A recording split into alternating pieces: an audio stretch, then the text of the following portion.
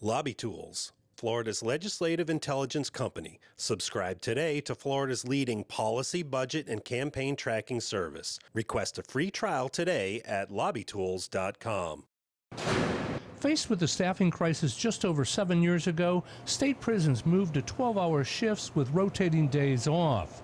But instead of solving the problem, 3,000 of the 13,000 positions used to guard inmates are vacant. Corrections Secretary Mark Inch calls it a downward spiral. You know, as the vacancies increase, then you have to rely more on the overtime. As you rely more on overtime, then your vacancies increase. Officers now working 12-hour shifts can be ordered to work 4 hours of overtime. Before the 12-hour shifts, the department spent $6 million a year on overtime.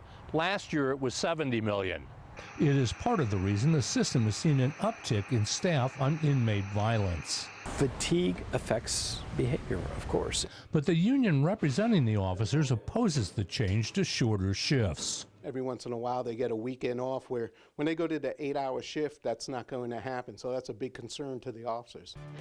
Recruits receive a full-time salary as they attend the 12-week course.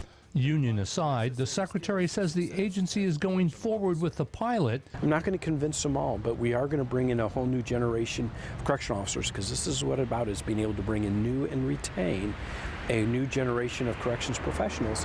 Under the plan, a third of the prisons would move to 8-hour shifts next summer.